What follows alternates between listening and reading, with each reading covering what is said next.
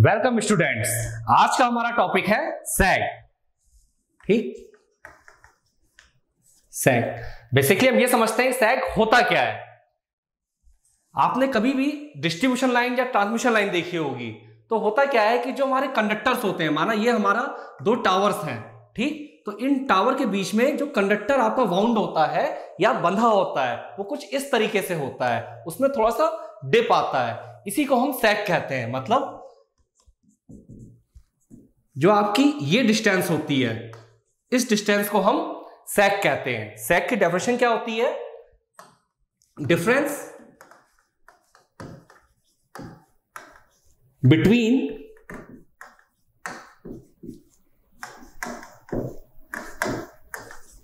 The lowest point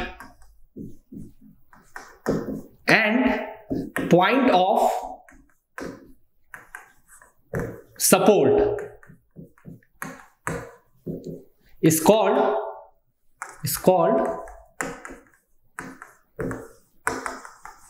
sag।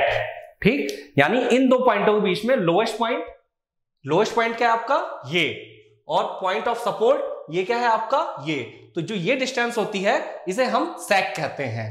अब एक question और माइंड में अराइज होता है कि भाई सैग की वैल्यू ज्यादा होनी चाहिए कम होनी चाहिए। तो देखिए हमारे पास कंडीशंस क्या हो सकती हैं कि हम अपने कंडक्टर को ऐसे भी बाउंड कर सकते हैं, ऐसे ही बांध सकते हैं, या फिर इतना ज्यादा सैग रख सकते हैं। तो हम इन दोनों में से कोई काम नहीं कर सकते ट्रांसमिशन केस में। ऐसा क्यों? क्योंकि बेसिकली होता क्या है, जब हमारा सर्दियों का मौसम होता है तो उसमें क्या होता है कि जो हमारा कंडक्टर होता है वो हमारा कॉन्ट्रैक्ट होता है। कॉन्ट्रैक्ट का मतलब सिकुड़ता है। तो सिकुड़ने की वजह से क्या होगा, अगर हमने ऐसे बांध रखा है और वो सिकुड़ गया तो उस केस में इसके ब्रेक होने के चांसेस ज्यादा हो जाएंगे, क्योंकि टेंशन इंक्रीज हो जाती है। और दूसरा केस, अगर हमने ज्यादा सैग दे रखा है तो उस केस में क्या होता है, गर्मियों में कंडक्टर एक्सपैंड करता है। जब एक्सपैंड करेगा तो इसकी सैग की वैल्यू और ज्यादा हो जाएगी। ठीक, तो यानी ये ग्राउंड के और पास में आ जाएगा, और कभी भी ग्राउंड के बहुत ज्यादा पास में नहीं होना चाहिए, अदरवाइज हैजार्ड और दुर्घटना होने के चांसेस होते हैं। दूसरा एक रीजन और होता है कि अगर सैग की वैल्यू आप ज्यादा रख रहे हैं, ज्यादा, तो उस केस में आपको कंडक्टर ज्यादा यूज करना पड़ेगा। जब कंडक्टर ज्यादा यूज होगा तो उसकी कॉस्टिंग ज्यादा हो जाएगी, और जो हमारे लिए इकोनॉमिकली सही नहीं है। ठीक, तो ये मैंने बताया कि हमें सैग कैसे रखना होता है। मींस हम जो रखेंगे बीच की कोई वैल्यू रखेंगे। सही। अब दूसरी बात करते हैं कि सैग निकालने के लिए कौन से मेथड यूज होते हैं। तो दो मेथड यूज होते हैं। पहला मेथड होता है आपका पैराबोलिक मेथड, सही, और दूसरा मेथड होता है आपका कैटनरी मेथड।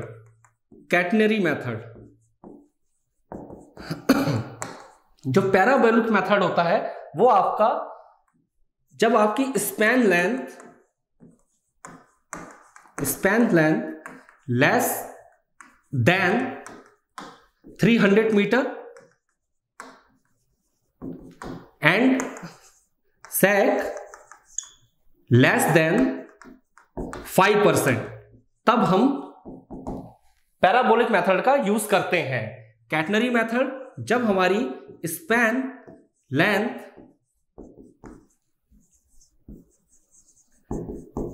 ग्रेटर देन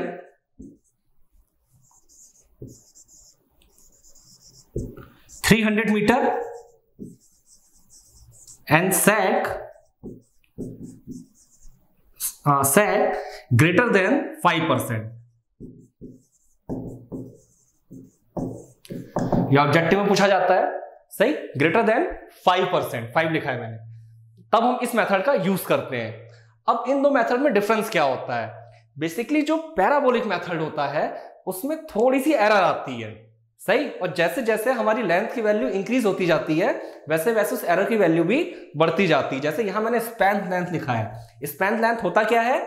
दो टावर के बीच की डिस्टेंस, उसे हम स्पैन लेंथ बोलते हैं। और मैंने यहां लिखा है सैग लेस देन 5%। ये 5% हम किस वैल्यू को निकालेंगे? जो हमारी ये वैल्यू होगी। मान लीजिए ये आपके दो टावर हैं और यहां पे स्पैन लेंथ मान लेते हैं 250 मीटर है, ठीक, तो हम इस 250 मीटर का 5% निकालेंगे। और अगर मैं दूसरे केस की बात करूं कैटनरी की, तो span length greater than 300 meter, यानी ये अब 350 मीटर है, तो हम इस 350 मीटर का 5% निकालेंगे। कैटनरी मेथड हमारा ज्यादा एग्जैक्ट एनालिसिस होती है, इसमें आंसर बिल्कुल एक्यूरेट आता है, ठीक। इसमें थोड़ी सी एरर आती है, तो कम लेंथ होती है हमारी स्पैन की, तब वो इतनी एरर टॉलरेबल है, ठीक। लेकिन ज्यादा लेंथ में वो एरर हमारी टॉलरेबल नहीं होती है। दूसरा, कैटनरी मेथड बहुत ज्यादा लेंथी होता है, इसमें बहुत टाइम लगता है इसके डेरिवेशन में, सही। इसके बाद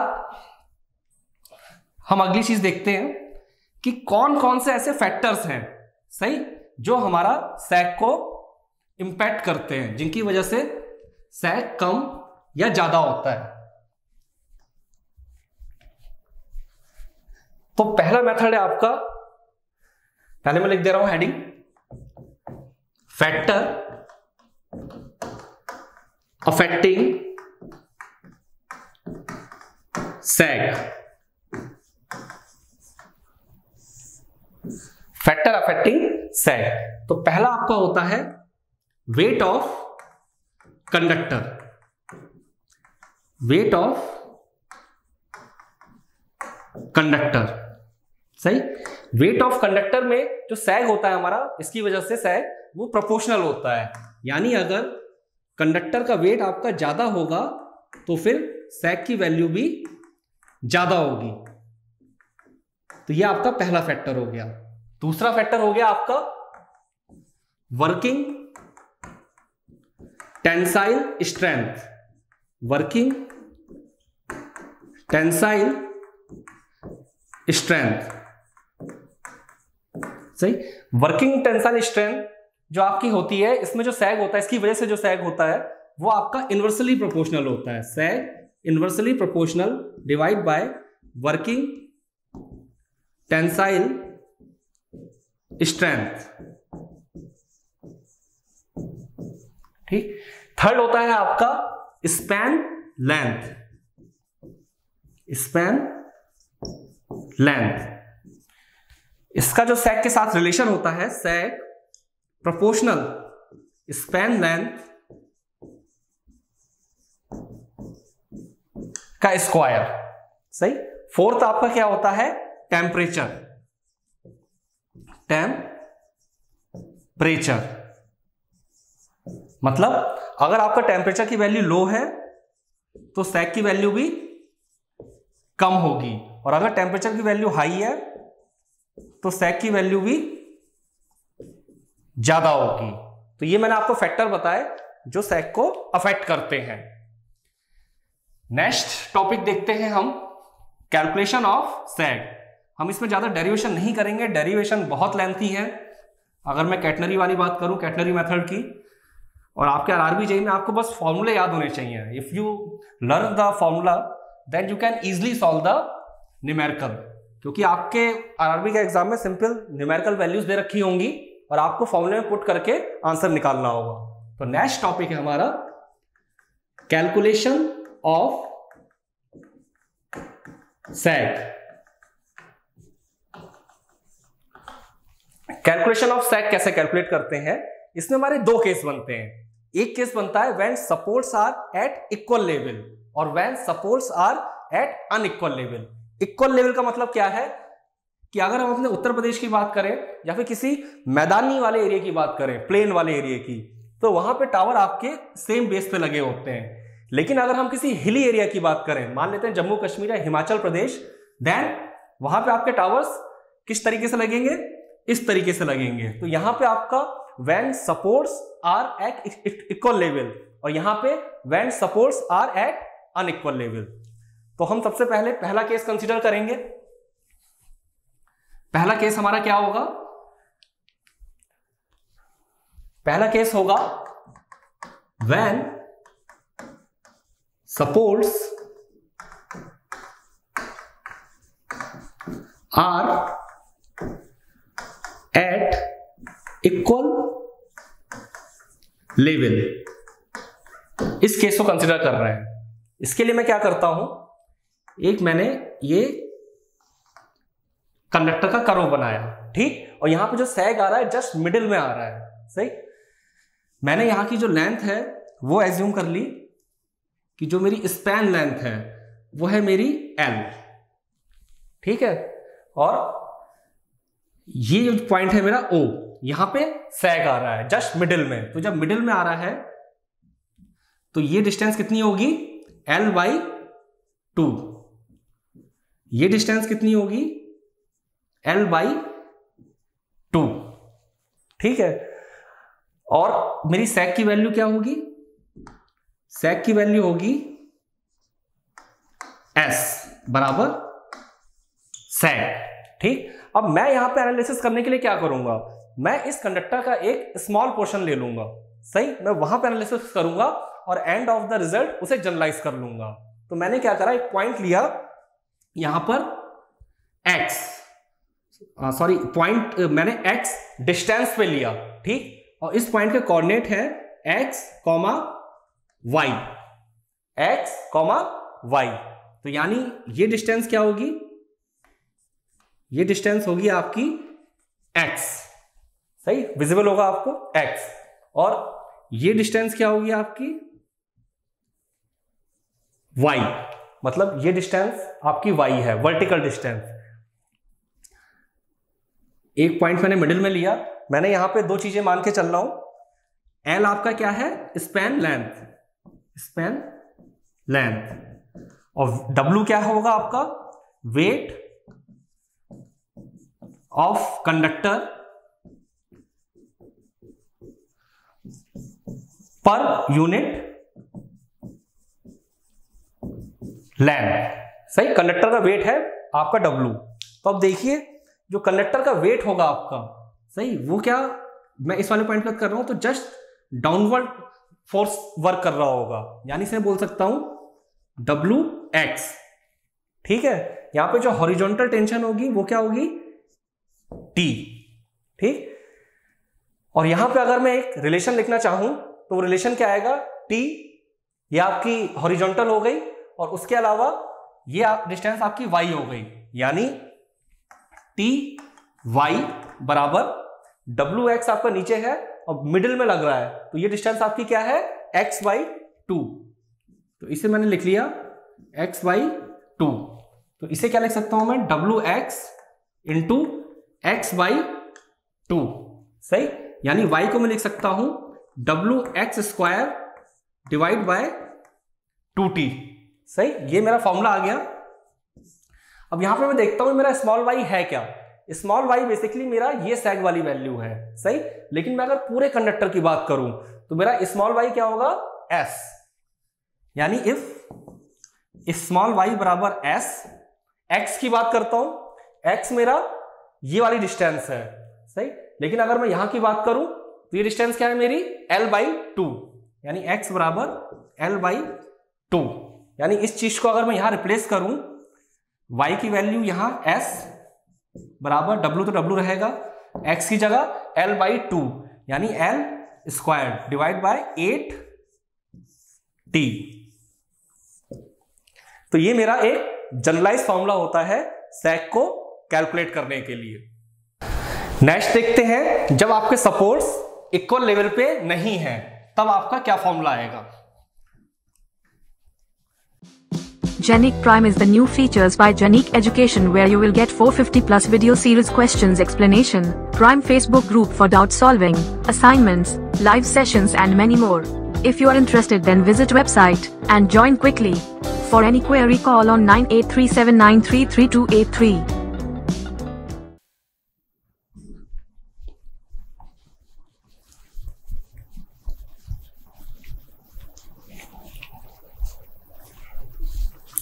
When supports are at unequal level, ठीक। अब इसका देखते हैं डायग्राम। मान लेते हैं ये आपका कोई हिली रीजन है, ठीक। तो यहां पे आपका एक टावर ये लगा है, सही, और एक टावर आपका ये लगा है, सही। अब हम इसके बीच में ऐसे करके,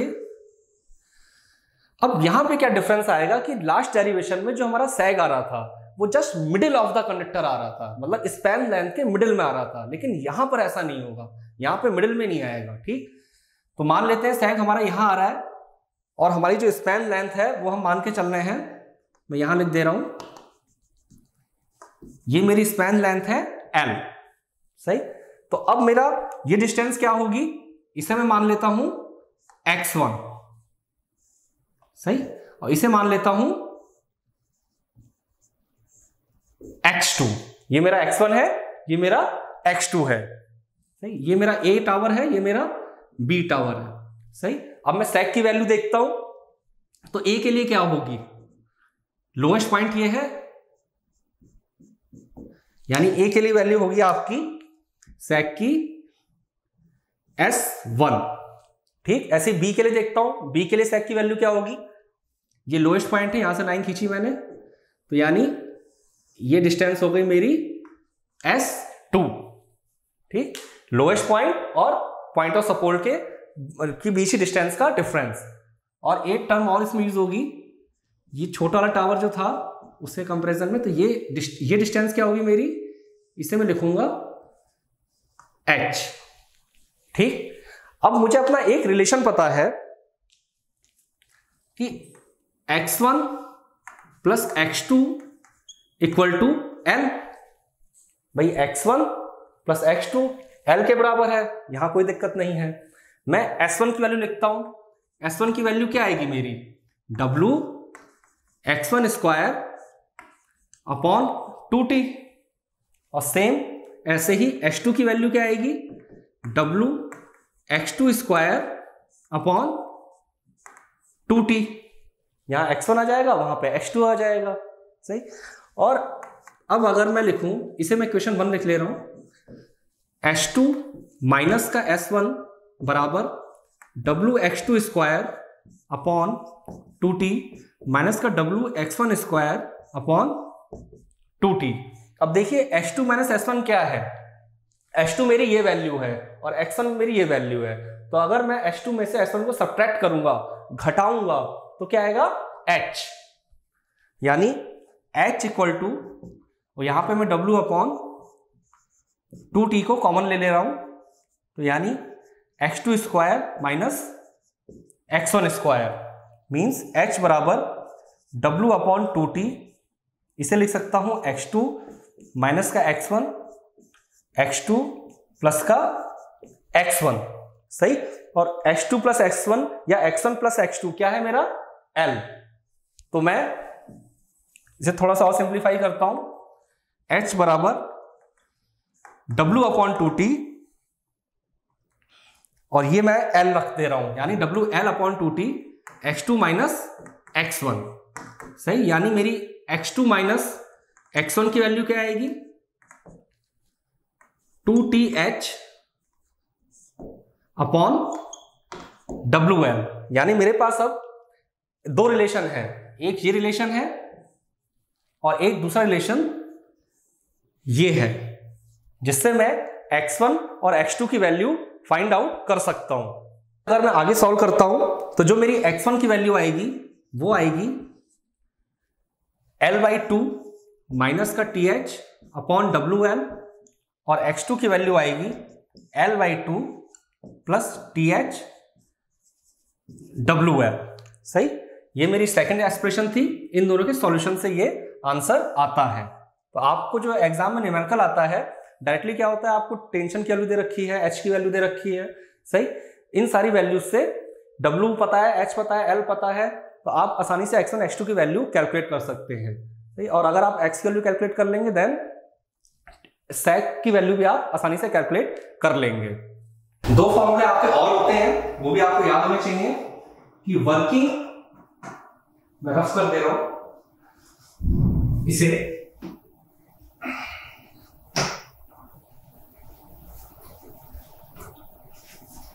working tension, working tension equal to working stress, working stress into area, ठीक। और वर्किंग स्ट्रेस का फॉर्मूला क्या होता है,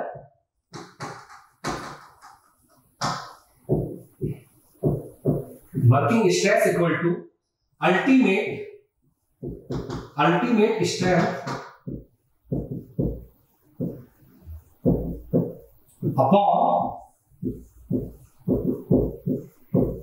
सेफ्टी फैक्टर। ये दो फॉर्मूले आपके और होते हैं जो आपको याद होने चाहिए, न्यूमेरिकल पॉइंट ऑफ व्यू से इंपॉर्टेंट फॉर्मूले। एक नेक्स्ट टॉपिक देखते हैं, इफेक्ट ऑफ आइस लोडिंग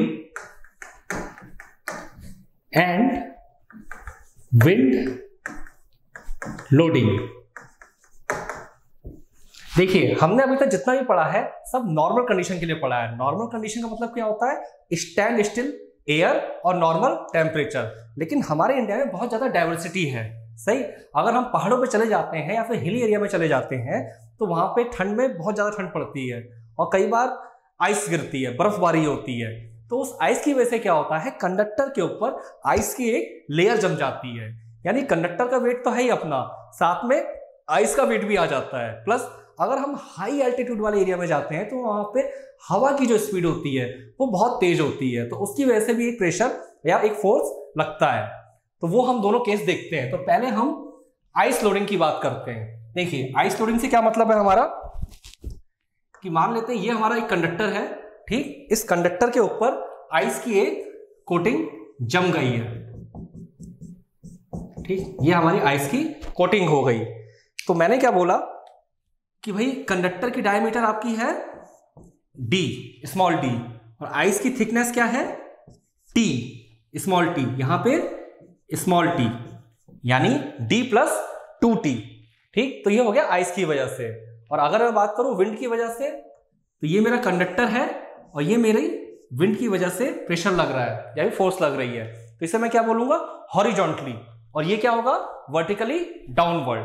अगर मैं इसका रिजल्टेंट बनाता हूं तो रिजल्टेंट के केस में नीचे की तरफ वर्टिकली डाउनवर्ड, एक तो कंडक्टर का वेट होगा प्लस आइस का वेट होगा, ठीक। और दूसरा अगर मैं हॉरिजॉन्टल बात करता हूं तो विंड का वेट होगा, सॉरी प्रेशर या फोर्स होगा, सही। अब अगर मैं इसका रिजल्टेंट निकालता हूं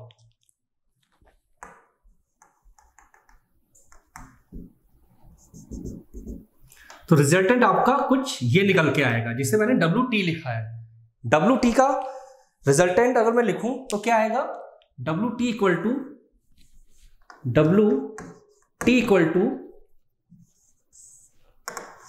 WW प्लस WI का स्क्वायर प्लस WW का square, where WW is the wind force, WI is the ice का वेट और W weight of conductor. Next अगर मैं इसे थीटा मान लेता हूं, ठीक। तो थीटा के केस में मेरी tan थीटा की वैल्यू क्या आएगी, फॉर्मूला क्या होता है, लंब अपॉन आधार या फिर परपेंडिकुलर अपॉन बेस। तो लंब मेरा ये है तो WW भी यहीं पे आएगा, ये इसके पैरेलल में है, तो WW upon W plus WI, ठीक। कई बार एग्जाम में वर्टिकल सैग की वैल्यू पूछी जाती है, तो वर्टिकल सैग क्या होगा आपका, वर्टिकल सैग होगा S cos थीटा। तो ये तीन फॉर्मूले बहुत यूज में आते हैं, तो ये आपको पता होने चाहिए। अब थोड़ा सा WI और WW के बारे में बात कर लेते हैं, क्योंकि आपका एग्जाम में या फिर न्यूमेरिकल में ये वैल्यू डायरेक्ट गिवन नहीं होती हैं, थोड़ी सी घुमा फिरा के दी होती हैं। तो मैं वो वैल्यूज लिख दे रहा हूं। देखिए मेरा W क्या था, W था मेरा वेट ऑफ कंडक्टर पर unit length, wait of conductor पर यूनिट लेंथ, सही। इसका फॉर्मूला क्या होगा, डेंसिटी ऑफ